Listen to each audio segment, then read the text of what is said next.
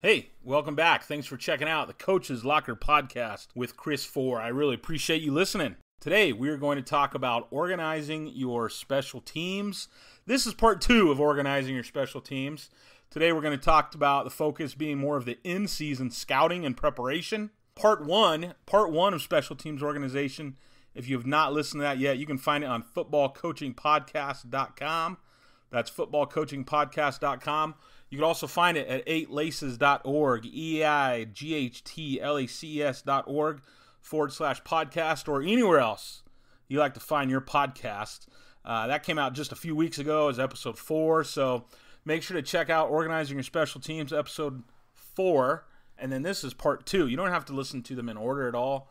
They kind of work interchangeably, so if you're all set listening to part 2, make sure to go back and check out part 1. Also, I have up on part 1 on the show notes. I've got a lot of different resources there for you. I've had some guys emailing and Twitter messaging me asking for some of those things I talked about. If I have show notes on this podcast, you'll find them at 8laces.org, 8laces.org/podcast. That's where you can find all of my show notes.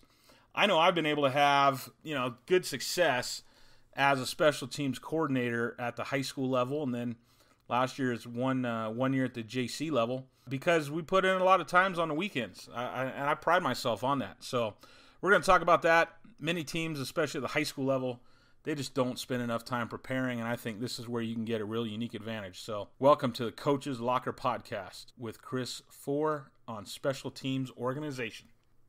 You are listening to the Coach's Locker podcast with Chris Fore, a place for all coaches to call home. The Coach's Locker podcast is a part of the Football Coaching Podcast Network. Please visit footballcoachingpodcast.com to hear and see our entire lineup of top football coaches coming to you every single podcast with valuable information to help you and your program. The Coach's Locker podcast with Chris Fore exists to help prepare coaches to be hired for the job of their dreams and to provide coaches with dynamite resources to become even more successful in their field. You can reach me on Twitter at Coach Fore. That's at COACHFORE.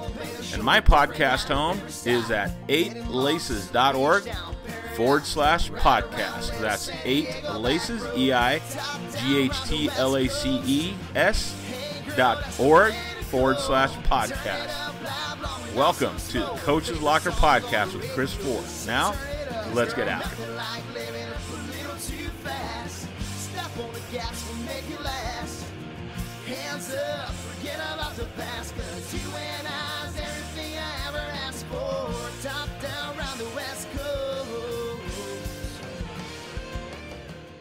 All right, let's talk about organizing your special teams the week of, heading into a game. So I'm going to kind of walk you through how I like to do that, and then also talk with you a little bit about our Special Teams Player of the Week, Special Teams Player of the Year program. And so before I get to that, I wrote a little article called The ABCs of Making a Special Teams Difference. And so I want to jump onto that real quick here. Number 1, attitude. And I only got to M on this, but I thought we'd talk about it. You got to have an attitude. Your team has got to take on an attitude if they want to make a difference with special teams. If they just have an attitude of, well, it's just another play, they're not going to care, and you're not going to have nearly as much success as if they know that the head coach and the staff cares. So you got to have a great attitude, and that's going to hopefully carry over. And not only have a great attitude as you practice and play special teams, but an attitude of, we're going to be stinking great at this thing. Just talked with a brand new special teams coordinator last week who said, dude, I installed some stuff today, and my head coach and most of the staff went to the sidelines. And I kind of chuckled. I've been on staff, so that happens. That means the attitude from the top down is not there. That team's just not going to be as successful special teams-wise. I don't care if you bring in, Newt Rockne back from the grave. You bring in Bill Belichick to coach your special teams. If the head coach doesn't buy in, it really doesn't matter who is coaching that, how much energy they bring. They're not going to be nearly as effective as if the head coach really cares and has an attitude. B, buy-in kind of goes right what I just said. This buy-in comes from the top down. If your head coach doesn't have buy-in to winning special teams battle, your backups aren't going to have buy-in to winning it. Your starters aren't going to have buy-in to winning it. So you got to get buy-in from the top down. C is card, your game day card. And I'll have an example of this game day card on the show notes. Okay? Your game day card has got to be organized to help you stay organized. Again, I will put up the one that I've used for a little while now, and hopefully it could, help stem some ideas for you. But that game day card shows, a special teams depth chart, and it is imperative for you to have some kind of special teams depth chart. I think a lot of high schools overlook this. Kid goes down, gets hurt, all of a sudden, he's over getting looked at by the trainer, and he's on the kickoff team, and your kickoff team goes out there, and you're missing a guy, and you got to burn a timeout. I mean, I know there's a lot of you listening right now who have been in that boat. Happens a lot, more on the punt team side of things, where a kid gets hurt on offense or punt return. Kid goes down on defense. Nobody's keeping track of all that. So a special teams depth chart is key. E, effort. Along with attitude, effort is huge. I say attitude and effort all the time. Attitude and effort. A lack of attitude usually is a lack of effort. If kids have a poor attitude in doing something, they're not going to give you a very good effort. So effort is going to take your team a whole long ways. Again, especially at the high school level, a lot of teams are just not putting a lot of effort into special teams. F, film. When I look at the success my teams have had, and when I say that, here's an example. At Sultana just a few years ago, our offense, out of 13 divisions, we were Division 11 that year. I think we'll be Division 7 this year. But during that time, in Division 11, I think there's about 35 teams. Our offense finished about 27th. Our defense finished about 29th. So with all those same kids against all those same teams, every one of our special teams unit was in the top 7. Kickoff, I think, was like number 3. Kick return was about number 4. So you can have a lot of success with your kids on the special teams, even on average teams. I mean, that team was 3-7. And again, offense and defense finished in the low 20s. Special teams was up in the single digits. So film has been one of the number one reasons I've been able to make that happen. Goals. I took the average start of teams every week, and we're going to talk about kind of how to do that today. And I want to know that our average start is better, so we always have goals going into every single game or going into the year. Sometimes if you make them game by game, it gets a little overwhelming. But you definitely want to lay out some goals for your kids. For instance, again, at Sultana 2016, I told them my best year ever running the shield punt. And if you've listened to me at all or followed me at all along the way here, you'll know that I love the shield punt. Written a book about the shield punt. I've got shieldpunt.com is a great resource. You can order an online clinic right there. I also will follow every one of your punts during the year. You can sign up for that membership level as well, where I help you with the shield punt throughout the course of the year. But I said, hey, my best year ever is 16 yards allowed on this thing. Let's do better than that. And in 2016, we allowed 6 yards. We allowed 6 punt return yards all season, about 40 punts. Now, that's not because we kick it out of bounds and we don't let kids return it. No, we kick the ball straight down the field, right at you every single time. But, we cover that. And, again, I've been running the shield punt since 2002. My best season ever, 16. And our team was 3-7. So it's not like we had world beaters. We weren't some big championship team. We just know how to do it. We know how to do it very well. And all those years of coaching it created a great season for us. We had one kid got 5 yards on a return. He now plays Division I football out at University of Alabama, Birmingham. He got a 5-yard return. And then we had a kid get a 1-yard return. So that was pretty darn good. So obviously we set a goal out there to get under 16 yards, allow under 16 yards of return, and we smashed it, 6 yards. That's gonna be hard. That's gonna be hard to beat, man. Giving up 6 yards on 40 punts is pretty stinking impressive. Again, shieldpunt.com if you're interested there, or my Shield Punt book is also on 8laces.org or from Coach's Choice. Head coach, H, out of making a special teams difference, A to Z. H, your head coach, it starts at the top. I've said that a few times here, not going to beat a dead horse, but if you want great special teams, it's got to start at the top. I've been a head coach. I was a head coach for 8 years. I've given that up because I'm pursuing admin now, and a couple years ago, I kind of had to make the decision here in Southern California, do I want to be an athletic director or do I want to pursue being a head coach? So after 8 years, I kind of decided I'd rather be an AD and just be an assistant. So that's kind of the way my career's been heading. But when I was a head football coach for 8 years, I was a special teams coordinator all 8 of those years. If your head coach it doesn't want special teams great, it will not be great. Installation. Every Monday we take time to install our schemes for that week. If there's something new, we put it in on Mondays. One of the big keys for a lot of success has been taking the time Monday, Tuesday, Wednesday, Thursday. I know so many programs, and I've heard of so many programs that just roll the ball out there on Thursday. It ain't going to work. You're not going to have very good special teams. J, justify. Your kids have to know why you're doing what you're doing. Okay, your kids have to know why. They're going to want to know why. So let them know. Explain why you're doing what you're doing. This is a key to getting them to buy into what you want to do. So justify what you're doing to your kids. K, kickoff team. Your kickoff team, I really believe in having a tremendous kickoff team. Sets a tone for the whole game. You've got to get your kids, to have a strong mental makeup that the kickoff team is a priority, okay? Kickoff team is a priority. At Oak Hills in 2014, I took over there as a special teams coordinator. They had 5 kick returns for touchdowns in 13, and in 14, we cut that down to just 2. Unfortunately, one of them was very costly in our semifinal game to start the game. But we went the first 9 games with no kick returns against us. They allowed 5 the year before. And, the only thing that changed was the mentality. In fact, our schedule was a lot harder. But we gave up a kick return in week 10, and then we gave up a kick return in week 13, unfortunately. In our semifinal loss, it was huge.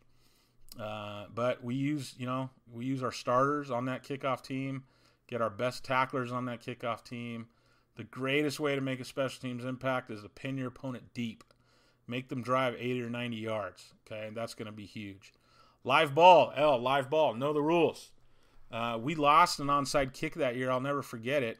First game of the year, we had a safety, okay? We got a safety. Our defense got a safety, so then they went to kick off.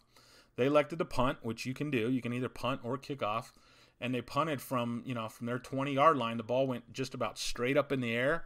And everybody on our sidelines was yelling, Peter, get away from the ball, get away. But the ball's live. On a kickoff, the ball's live if it goes 10 yards. Well, this stinking ball had eyes. It went 30.5 yards. I'm not kidding. It was incredible. It went 30.5 yards. All of our kids are running away from it, right? They're backing up. And I was yelling, get away too, because I didn't really even think of that rule that even though he's punting it, okay, that thing's going to be live after 10 yards. So I've got, again, I'll link to this. I've got a couple articles I wrote, the most misunderstood parts of special teams. Glazier Clinic had me write this article a few years ago, and so it's a pretty good in-depth article about the misunderstood parts, the rules that can kind of hurt you every now and then. So again, I'll link to that in the show notes, but know the rules, know when the ball's live, when it's not. It's going to be a big thing for you. And then M Mondays. I believe your most important special day of the week is Monday. You have the first chance to lay out your game plan, get your depth chart set, cast your vision for that week. So Mondays are absolutely huge in the world of special teams, okay? So let's talk about evaluating your special teams on a week-by-week basis, okay? Evaluating those special teams and how you go about evaluating them on the weekends, and then how you go about preparing for the next game. So I will sit down as a special teams coordinator. I'm going to watch every single special teams play from that previous weekend. The great thing with Huddle, as most of you should know by now, the tremendous thing with Huddle is you can go into there, okay, and you can watch all your kickoffs at one time from that game, okay? And so that's what I like to be able to do, is watch every single kickoff, and then we're going to watch every single kick return, every single punt return, etc. So, and I've got a spreadsheet in front of me, okay, and that spreadsheet has a list on one side of it. I use maybe another sheet. I'm gonna have a spreadsheet of the list of all of my kids and their numbers, just to help me. I can't have them all memorized, so I'm gonna have the roster there with me. And then across the spreadsheet are 10 columns, okay? And I'm going to have this special teams player of the week form on my website in the notes, okay? In the notes, so 8laces.org/podcast. In the podcast notes, I'll have that special teams player of the week handout so you can see it. But this is how I really help to evaluate my special teams. I'm doing two things at once, okay? I'm going to watch kickoff. So let's say I watch kickoff number 1. I'm going to mark what yard that kickoff went to, so kicked to, and then I'm going to mark how far it came back out to. So let's say we kick it to the 20. They bring it back to the 25. Obviously, we just allowed 5 yards. We just allowed 5 yards on that kickoff, okay? So that kind of starts our average. And again, this form will be in the show notes. That will now go down as kick to the 20, return to the 25, allowed 5 yards. And then let's say kickoff number 1. Well, they kicked it down to the 2. We brought it out to the 20. So it's going to say kick to the 2, return to the 20. We now have 18 yards, okay? And then if there's just those 2 kickoffs, obviously there'll be more, but just as an example, when I total it all up, as an example from just those 2 kicks, obviously we had 18 yards, they had 5, so we would be plus 13 in the kickoff return game, in the kickoff return game, okay? We're plus 13. That's tremendous, okay? So that's what I'll do, is I'll go through that spreadsheet, okay?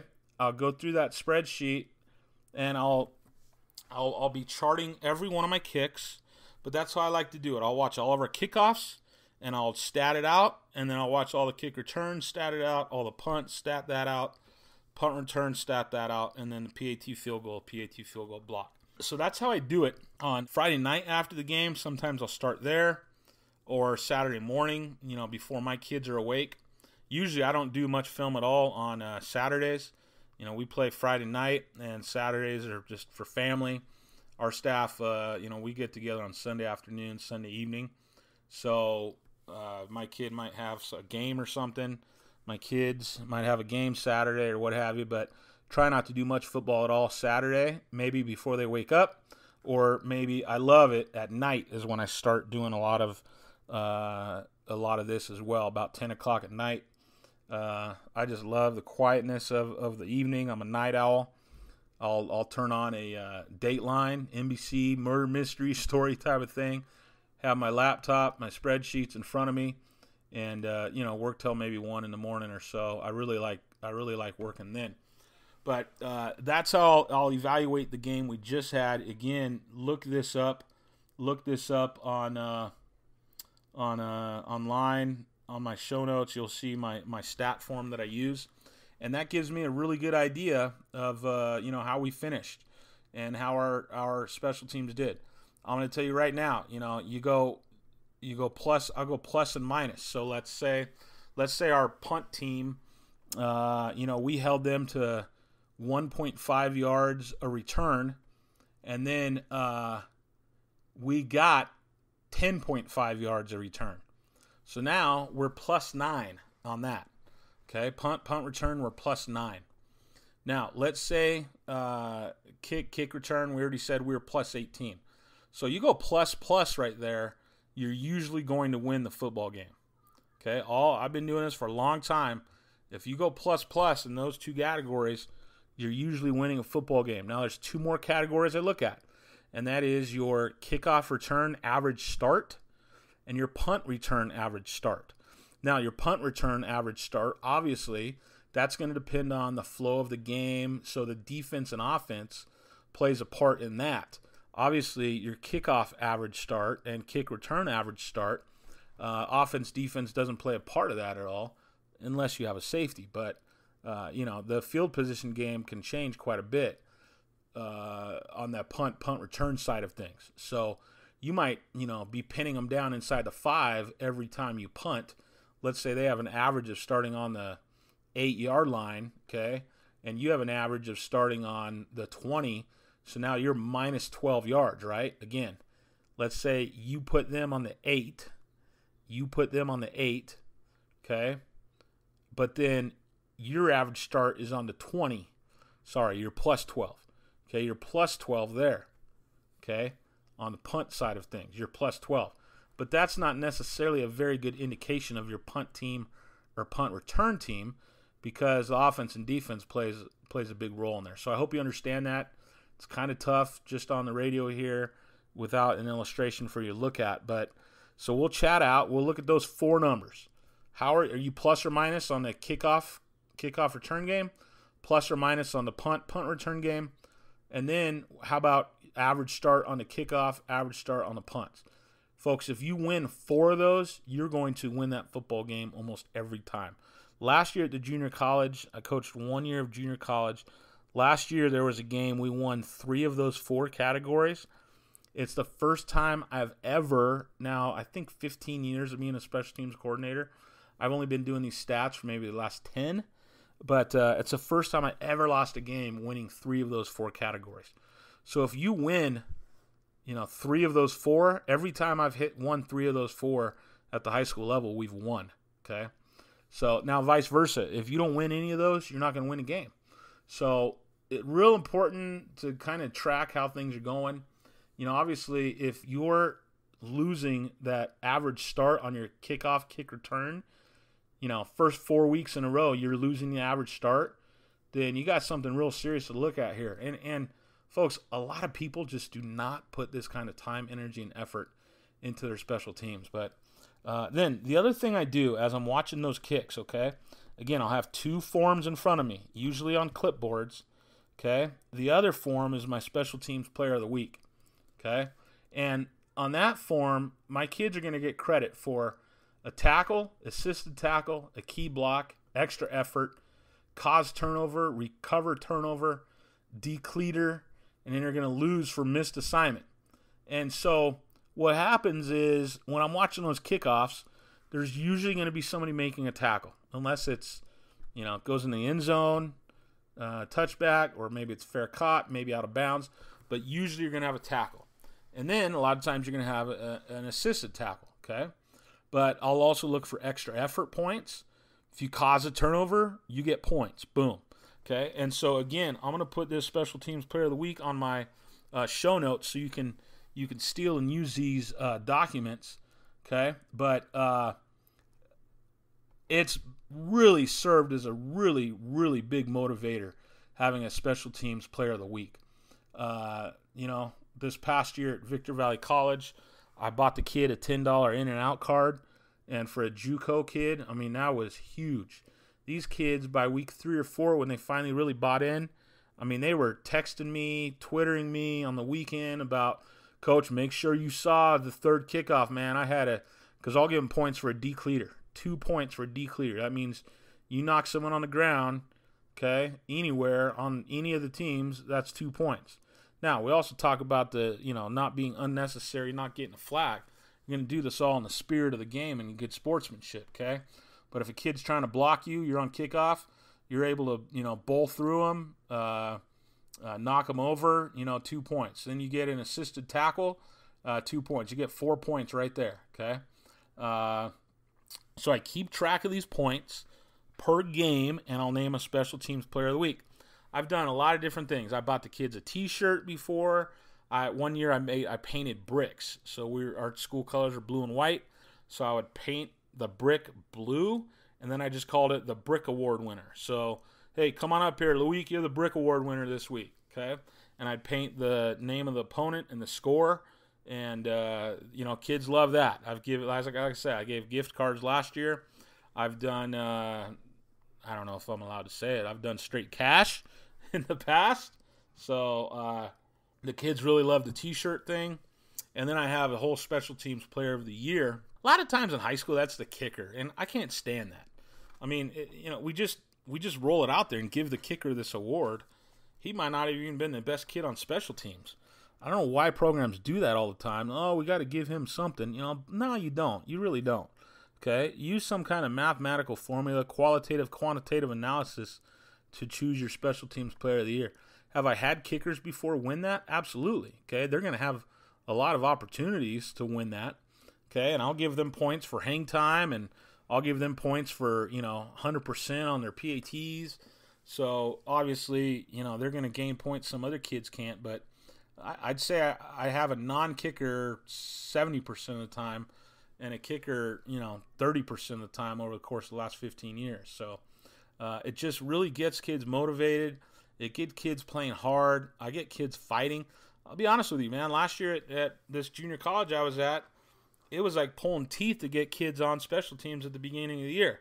Any kid or coach listening who was there last year, by week 7 or 8, I had kids fighting to get on the special teams. It was the same way at Oak Hills a few years ago. Kids thought they were too good to play special teams. Okay, very good football program.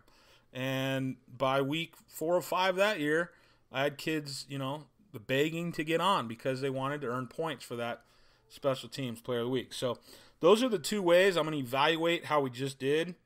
Was through those two different forms, my special teams player of the week, and then statting every one of those kicks. And I tell you, getting all that, getting all those things summed up and totaled, it's going to take you about an hour, maybe an hour and a half. I got it down to about an hour now, just because I've been doing it for a little while. But it depends, it might be an hour and a half. Obviously depends on how long your, how many special teams you had or what have you. So really encourage you to do some of that, okay, as you work through your special teams. So let's talk now about preparing, okay? Let's talk about preparing. Go to slide 40. If you're in front of a computer right now and you can do this, okay, go to slide 40 on, I'm just calling it the presentation. Okay, this is from a Glazer presentation I did a little while ago. And if you go to slide 40, you'll see a kick return team. So on the left-hand side, okay, slide 40. And this is Hesperia High School. It's our big rival here where I'm at right now, Sultana High School. This is all in Southern California, about an hour and a half northeast of Los Angeles, okay? Hesperia, you can see there, this was 2000, I believe, and just a couple years ago, 2015. And I saw that if they, they only had one kid here between the left hash and sideline. If you look up, you'll see 2 kids in the middle of the field and then 2 kids on the other side.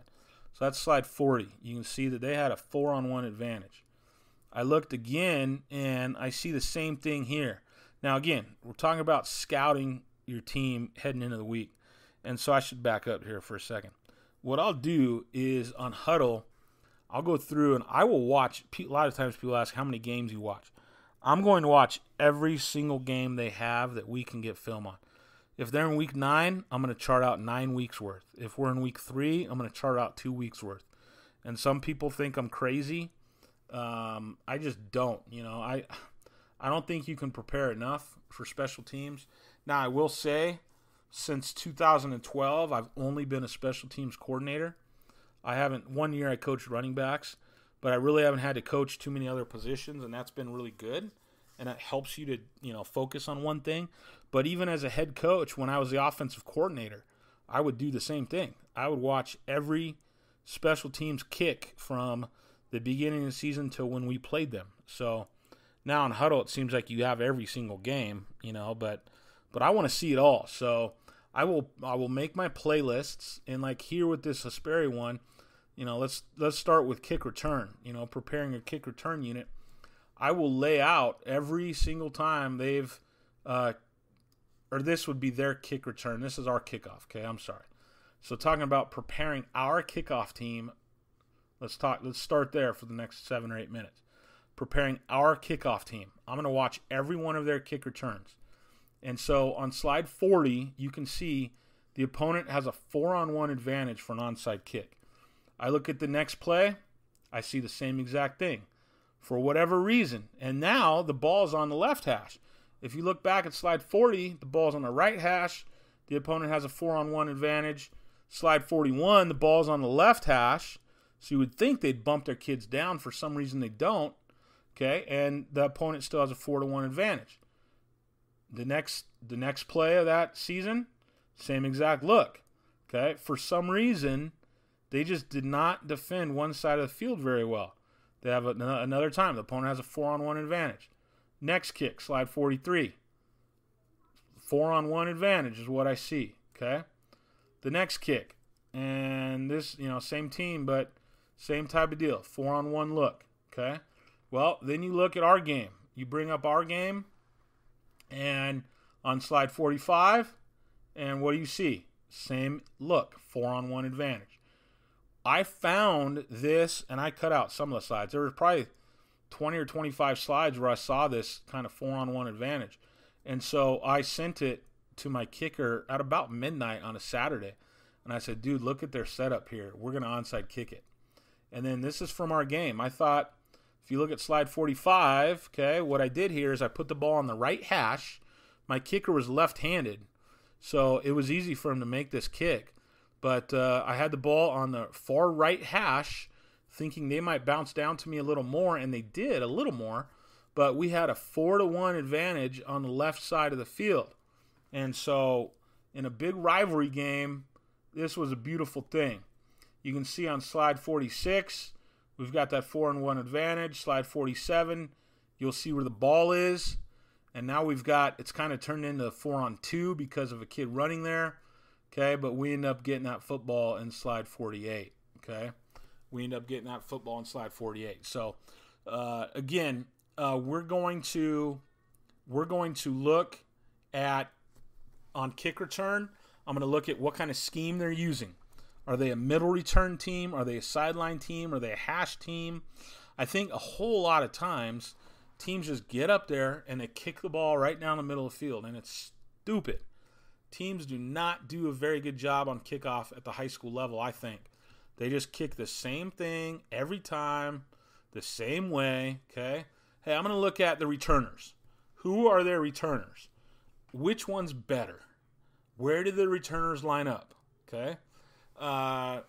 If their best returner, league champion in the 100-meter, lines up on their right side, our left, we're never kicking it to him. Never. Okay? We're not going to kick it to him. We're going to kick it to the far sideline away from that guy as we can. Folks, if they're always running a middle return, if they have like one kick return, it's a middle return scheme, I'm never just going to line the ball up in the 50 and kick it right down the field. I don't know why so many high schools do this. I really don't, but it's usually what we see. If they love sideline returns, okay, if they love sideline returns and they're real strong one sideline, they love trying to return it to the right every single time, we're going to get that ball as far as we can to the left sideline, okay? And then returners, do they have a kid who loves to return right? Okay, I'm not going to let him do that. I'm not going to let him do that. I'm going to kick it to his right. If they only have one returner deep, okay, I laugh when I see teams. Sometimes I'll put one returner deep because I know they're just kicking it right down the middle of the field every time. And I'll just put one returner back there. I'll gain an extra returner on the kick return team, an extra blocker. Okay? It blows me away when there's one guy deep and they just kick it right to him. I don't know why you ever kick a ball right to a kick returner, but a lot of teams do. Okay?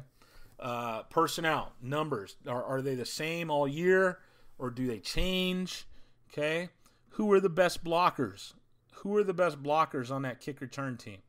Do they have a starting middle linebacker who's a stud wedge guy on that second level we want to stay away from?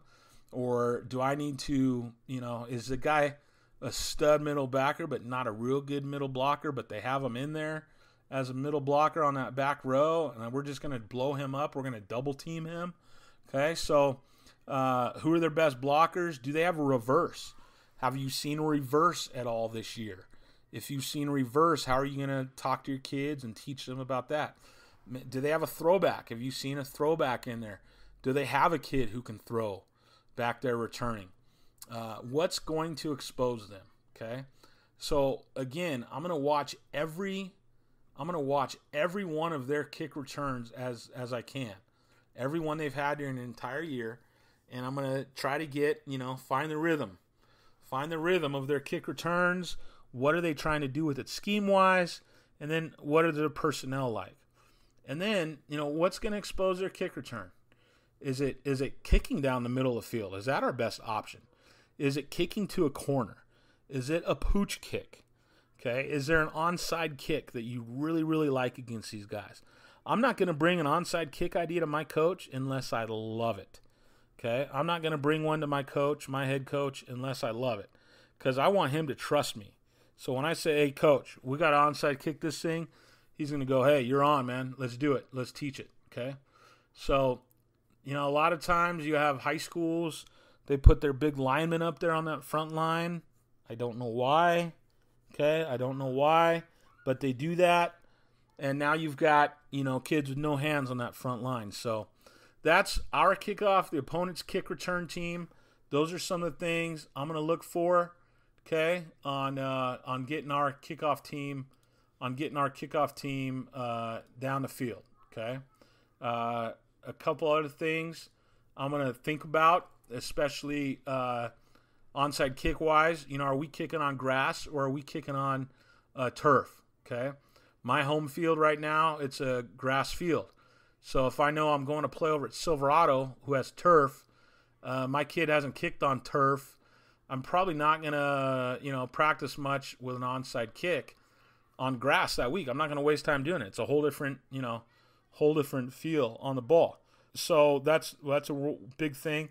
Wind, I'm going to think about wind when I get out to the stadium, or if I know about that stadium.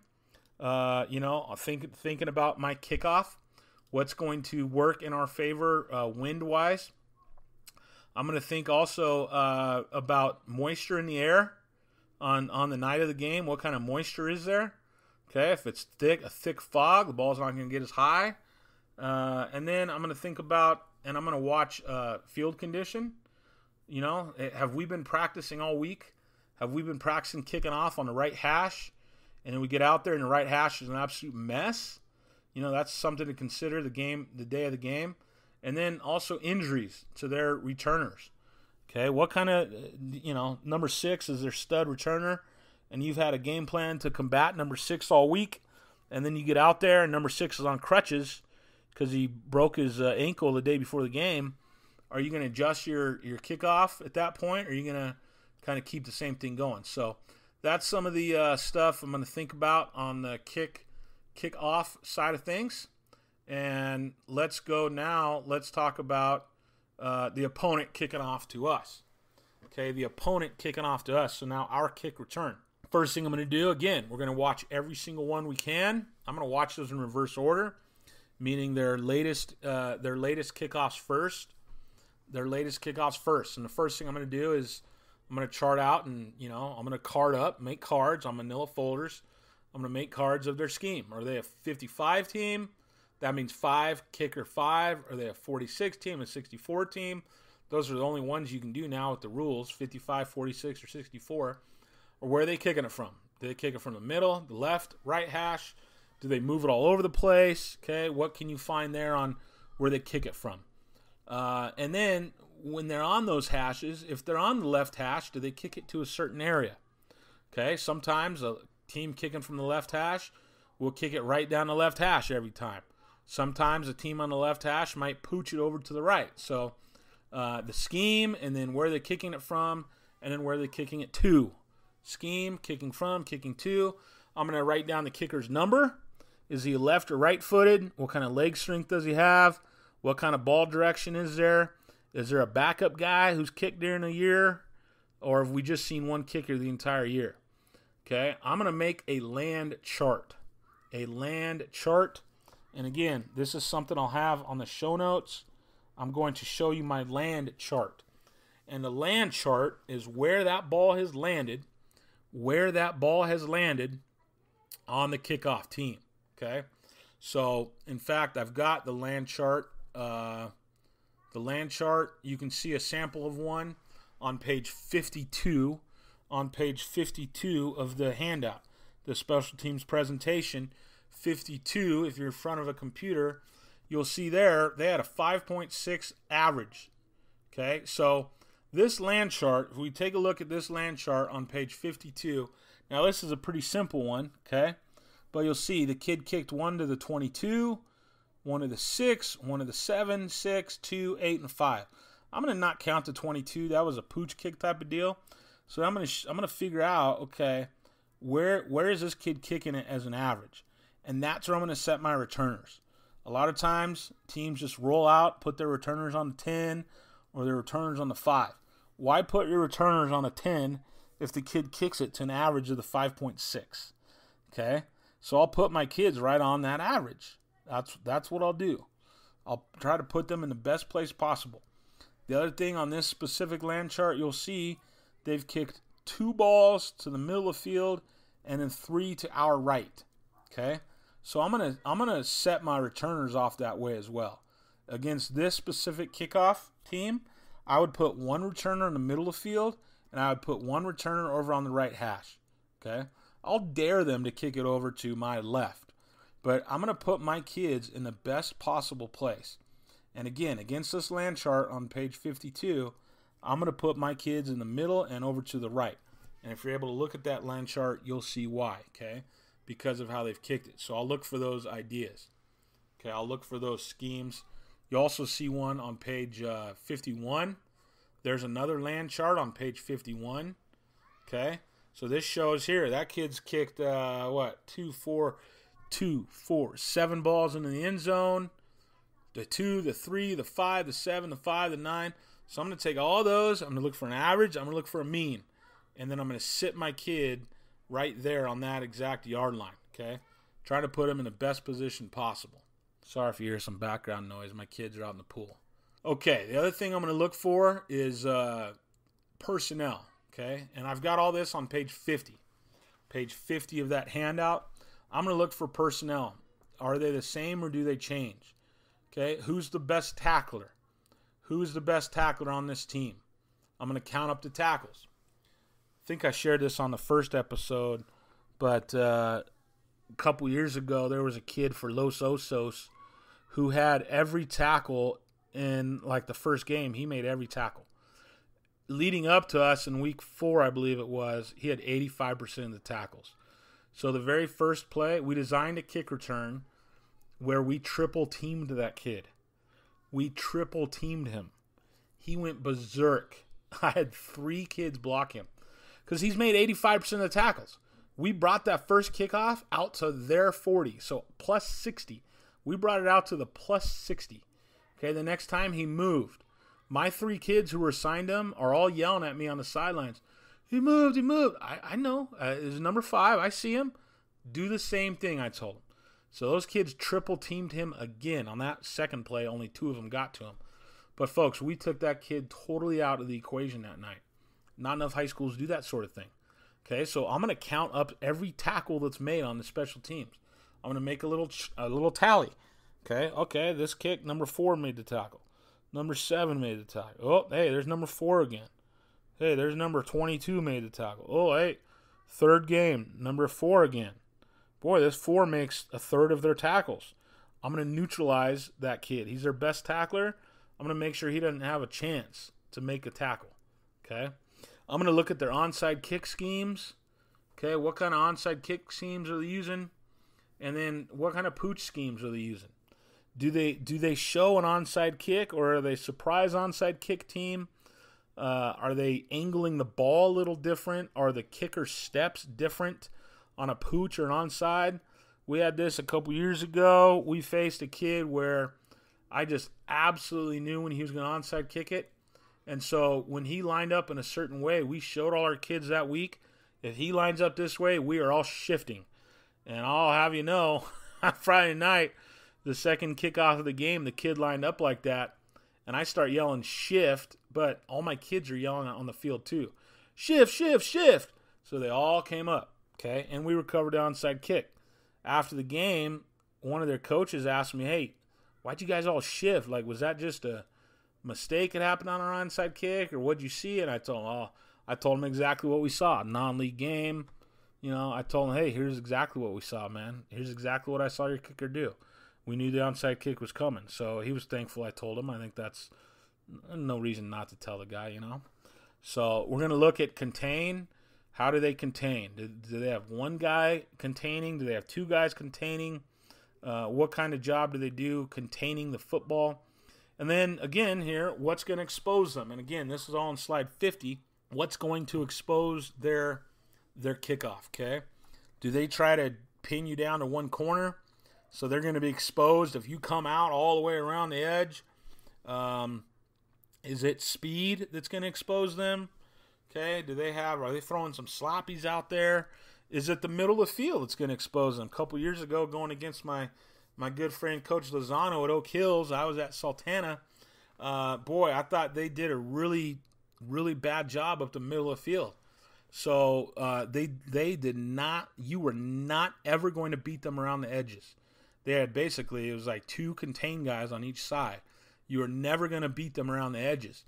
But I put in a middle return. I showed my kids a lot of film that week. And, you know, we bring the ball out to the 51, 52-yard line right up the gut with a freshman kick returner.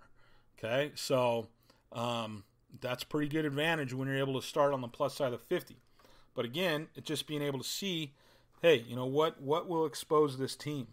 Okay, so those are some things I'm going to look at when I'm scouting their kickoff for my kick return team. Okay. All right, we talked about. Now let's talk about the opponent's punt team. First thing I'm going to look at is a scheme. Are they a pro-style team, a shield scheme, or a twin scheme? What's their scheme? Because every scheme has strengths and weaknesses, right? Except for the shield punt, of course. There's no weakness there. But does field position, does that change the scheme? You know, some coaches will change up their scheme a little bit with field position. The kicker, what number is he? Do they have a backup kicker? Have you seen a backup punter? Is he left or right-footed? What's the leg strength like? What's the ball direction coming off his foot like? Okay, does that ball go right or does it come left? Does a kicker have a run ability? Are you going to be, you know, do you have to pay attention to him for a fake? I've had kickers before that were very good runners, and I've had some that were awful. I wouldn't have faked if my life depended on it with that kid. Okay, I'm going to look at their long snapper. I'm going to make a note of his number. I'm going to make a note of a backup long snapper. What's the speed and accuracy of their snaps? Okay, folks, a lot of time at the high school level, man, I'm going to come after that football. I'm going to come after that football when I see a poor long snapper. Is he a good tackler? Do you have to worry about him being a good tackler? And then the average kick distance. Okay, what's the average hang time on these kids? I try to figure that out a little bit. And then the biggest thing there is the kick distance. So, and what I do again, I'm going to make a land chart. I'm going to make a land chart to show where that ball is, landing. And I want to know when they're kicking from the right hash. Okay, they're kicking from the right hash. Does their puncher kick that ball to our right or to our left? How does it come off his foot? Because that's where I'm going to put my punter. Again, I'm going to find the average that he kicks, and I'm going to try to set my puncher at a very good spot there. Okay? And then, who's the best tackler on their team? Who's the best tackler? Is it a guy, if they're a pro-style team? First of all, I almost always double-team the gunners. And I'll put that article. I've written an article on that. I'll put that article up on the show notes. Double team gunners. I almost always double team the gunners. Okay. Is it on the shield punt? Is it a left guard who gets down there fast? Do we need to double team him? So again, I'm going to count up every single tackle that's been made. I don't care if it's 2 games or 8 games or 10 games. I'm going to find out who's leading the tackle, who's the best tackler on their punt team. I'm going to make sure he doesn't make a tackle. It's very easy. Can the kicker throw the ball? Okay, is he a QB or backup QB maybe? And then what kind of fakes have you seen on film that you need to be alert about? Do they contain well? Do they contain the edges well? And then the question you've heard me ask a few times now, what's going to expose them? How does our speed versus their speed? Are we going to try to get around the edge? Are we going to try to return up the middle? But that's the opponent. That's a checklist there for looking at the opponent's punt. Okay, you'll see on 55 how I double team the gunners. Okay, on 55 you'll see why. Look at all that green. Okay, my kid has already got the ball. He's got the ball. It looks like on the 32 he caught it, and there's not another kid. The next closest kid is on about the 46 because we've double teamed those gunners. The key to gaining a lot of yards on special teams is having a lot of real estate, obviously, right? You want a lot of real estate out in front of you. And so you'll see a really great picture of that on slide 55, okay? Same thing on slide 56. You'll see my double team has knocked one of their kids to the ground, and the next one standing up, my returner's on about the 44, and their next closer guy is, 12 yards away, okay? And he's being double teamed. He's going to have a very hard time making a play, okay?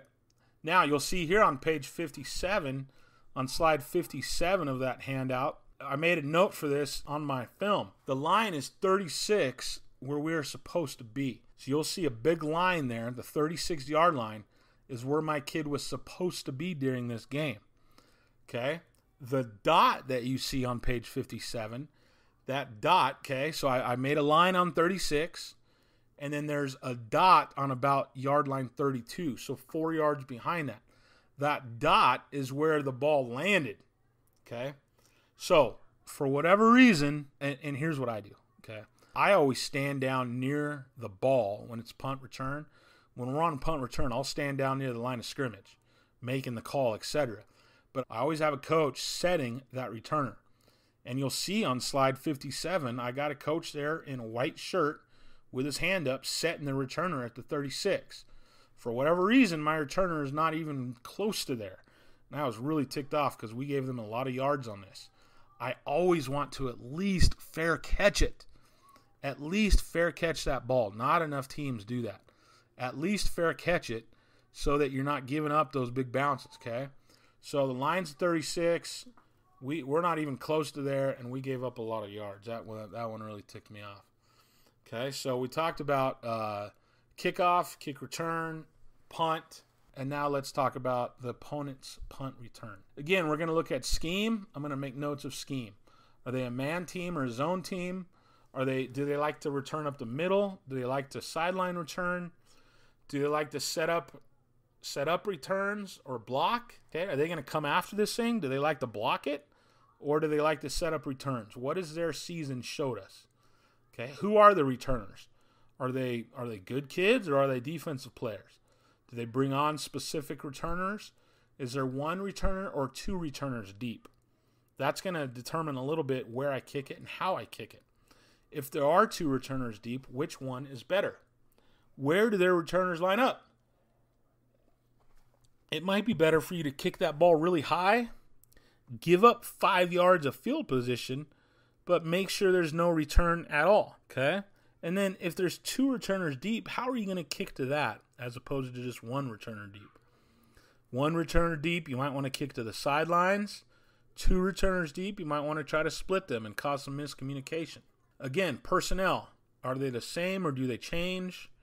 Okay, I found a lot of times if they're bringing on a whole new punt return unit, you can get try to quick punt those teams. Again, you're going to determine that on film. Okay, is it just their whole defense? Or are they bringing on a whole different group of guys? That can help determine how quick you're going to punt that thing. And then reverses. Do they have any reverses you need to be aware of? Okay, and then that famous question, what's going to expose them?